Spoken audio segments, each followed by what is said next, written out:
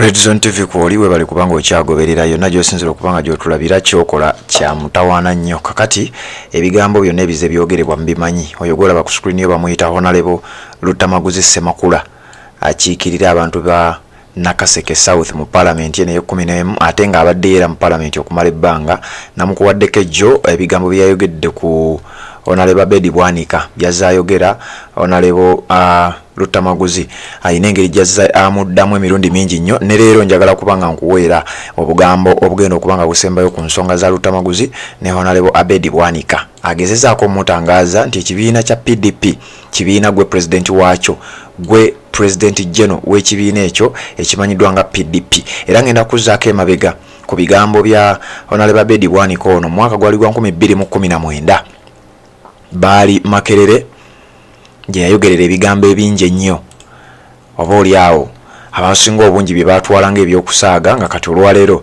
biringa ebivuddeyo. Akantu ako nkakasa okajjukira bulungi nnyo we yagambira nti nze sikolagana na Kyagulanyi nti mwagala nnyo njagala kubanga mbikuwa nneme kumwogerera naye nga sinaba kubanga ngendayo eyo nja kusaba kkirira wansi awo olaba ekigambo subscribe kikwateko osubscribinge ku channel eno kwata kade ka notification obeere nga tomissinga nsonga yonna nja kusaba obeere ng'ogenda mu comment section teekamu obubaka otubuulire osinziddewo okubanga ogoberera mwenna abasinzire Dubai nga mugoberera omukutu guno kye mukola kya mutawaana nnyo abali mu Arab countries mu Middle East yao abali Bahrain abali Qatar abali Kuwait abali mawanga nga Turkey n'abali mu nsi endala zonna okwetooloola olukalu lwa Africa omuli South Africa, Egypt ne walala abali Kenya mwe bali kubanga namwe mugoberera omukutu guno kyonna kye mukola kya mutawaana nnyo n'abali Kampala wano n'ebitundu ebirala bya Uganda mwe bali kubanga mugoberera Red Zone TV gwe omupya atanaba kubanga osubscribinga nga bwe nkugambye genda olaba ekigambo subscribe genda okwate ne kade kakuyambengako kujjukiza singa Red Zone TV enaabanga eyitaddeyo nga sinaba kubanga nkuwa bigambo bya Ono Luttamaguzi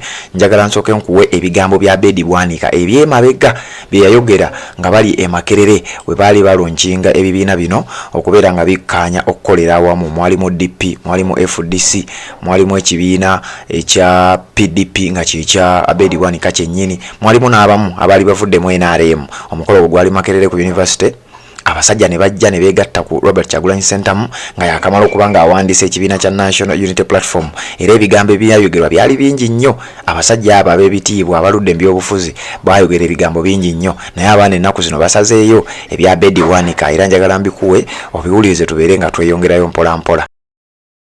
I'm not going to work with Kyagulanyi because I like him. And I can tell you, I'm not sure whether I like Kyagulanyi.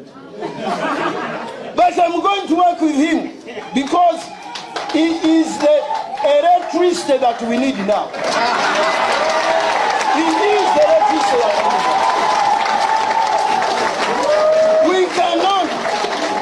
We cannot avoid the electricity and go where there is no electricity. When God has blessed us, there is electricity amidst us. I therefore want to call upon all of us that this season must be a season for us to be humble. We must forget our past mistakes. Bigambo biwulidde ebyo byemabega ebyo bigambo byemabega nnyo nga bw'okiwulira yali 2019 omusajja yakyogera ndoza ne bakirabanga ekyokusaaga kati olwaleero Luttamaguzi agezezaako okubanga abinnyonnyola nti bano abasajja tebaagalangako ku Kyagulanyi era omusajja yava mu kabiina ake nga tasobola na kuwangula yadde obwero si wano ngenda kubanga mbikuwa naye ate ninawo wano ebigambo ebirala bamujjukira puroguramu eno emanyiddwa nga Zungulu ku mawulire ga NTV ebirawo buli Lwakutaano omwana yasalamu wano Kyeyune Ivan akwasaganya programu eyo yasalamu wano akantu era njagala nako nkakuwe nkakasanga wakawulidde gwagoberera emitimbagano egy'enjawulo TikTok gye kali ku mukutu gwaffe gwa Facebook twakataddeyo naye nawono kankakuzannyire owulire ebigambo bya Abed bwanika nga ye asimba essira mbwe ekiremesezza enkyukakyuka mu Uganda Buganda ndowooza kambikutereko biwulire bulungi nnyo n'ab'ebitiibwa simanya baagala bitiibwa soko biwulirize nzije tubeere nga ate nkuwa ebigambo bya Ono Luttamaguzi Ssemakula. Abed bwanika bino nabyo yabyogerera mu mwaka gwe gumu 2019 otyo ekizibu kya Uganda bali abantu babiri Buganda ne DP ate baagala bitiibwa bawerekera balala, basapoota b'abantu balala, bo ebyokulembera tebabifaako. Ate buli omwana akulembera ekirala opposition tekiba kibi bwekolaganira awamu. Bwe twawa omukisa Katonda n'abawa omukisa 1961 mwe mwasooka okufuga Uganda, kiki ekyabatuukako? Ddogo kirye baabaloga eritasobola kuvaawo olwaleero. Ndowooza eddogo lyava Tanzania. Muli kasangati kati munoonya walala, luli mwali wambabaza ani abaloga.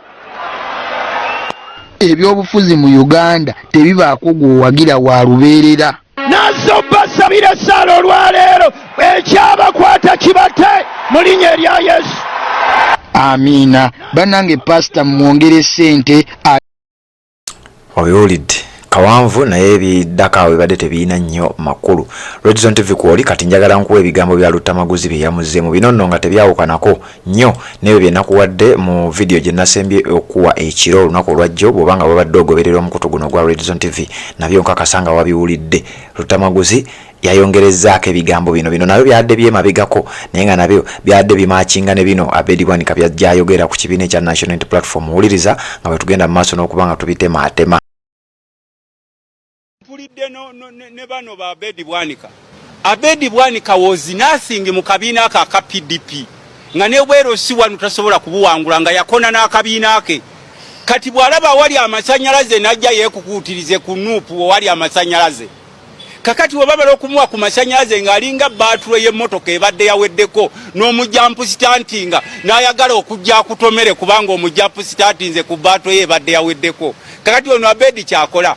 Mpulidde ne bano ba Abed bwanika. Abed bwanika was nothing mu kabiina aka PDP. Nga ne bwero si wanu tasobola kubuwangula nga yakona n'akabiina ke. Kati bwalaba wali amasanyalaze najja yekukuutirize ku NUP wali amasanyalaze.